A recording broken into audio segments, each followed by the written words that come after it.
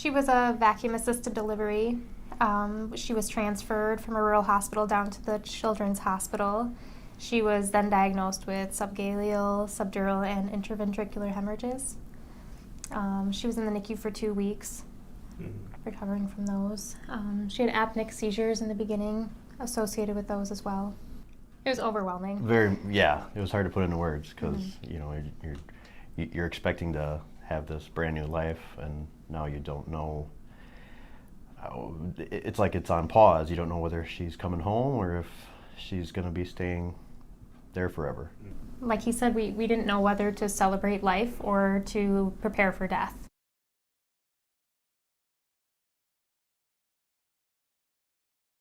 The care was outstanding.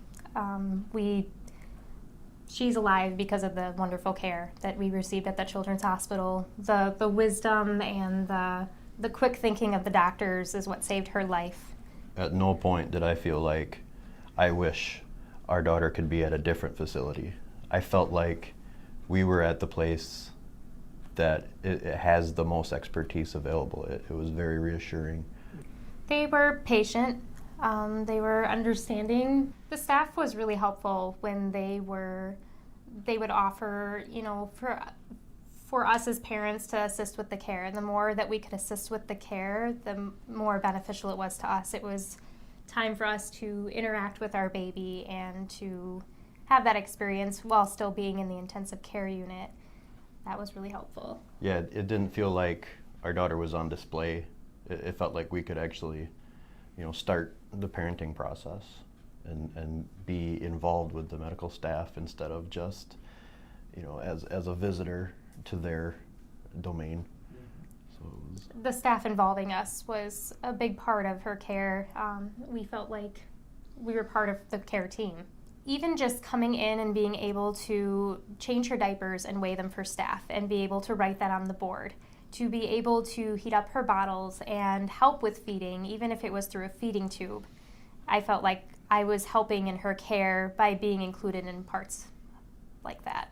It felt like you could communicate almost directly with the highest medical staff there. Being a part of rounds was a big part of that as well. Yeah, especially being invited, almost being, said, hey, this is when rounds is. You can, and to show up, it was very nice because there was no secondhand information a lot of the time. It was right out of their mouths.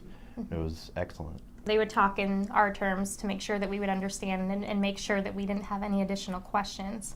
One morning we had one of the doctors came in to just do their general morning assessment of the baby, and he was very patient, very kind, and when he put the stethoscope on her, he actually was pretending to talk to her.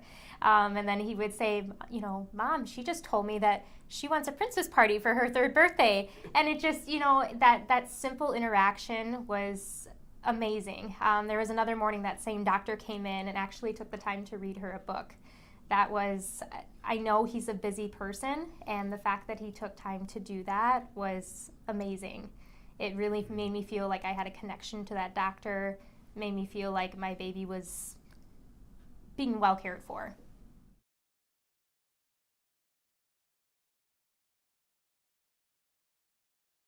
I would say the providers having better bedside manner, being a little bit more patient with the parents. They're always telling us to interact with our baby, talk to our baby. But sometimes when they would come in and do their daily assessment, they would just come in, do what they needed to do and leave without saying hardly anything to us or our baby.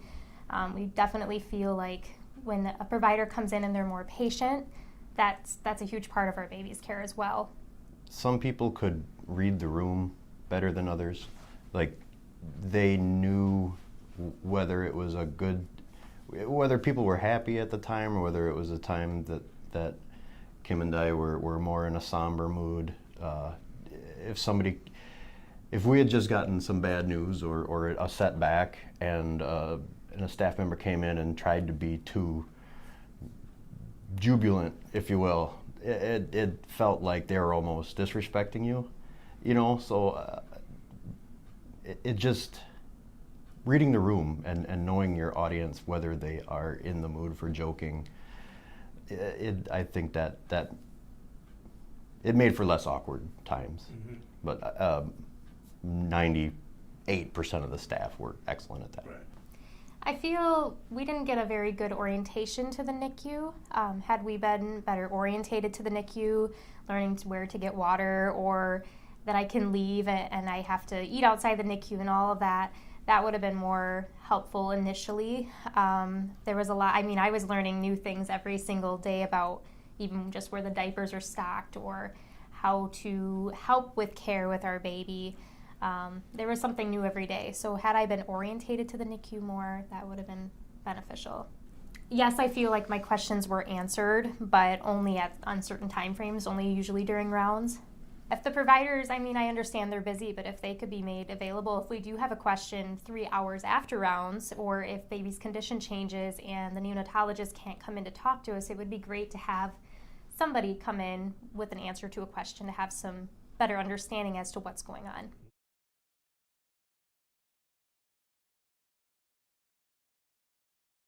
Definitely take time for yourself. Don't be afraid to take a break, step out of your baby's room and just regain your thoughts, take a break, and then come back. That's really important. There was a few times that Brandon would get me out of the hospital and we would just go out to eat and it would just take my mind off of it and kind of regain that focus.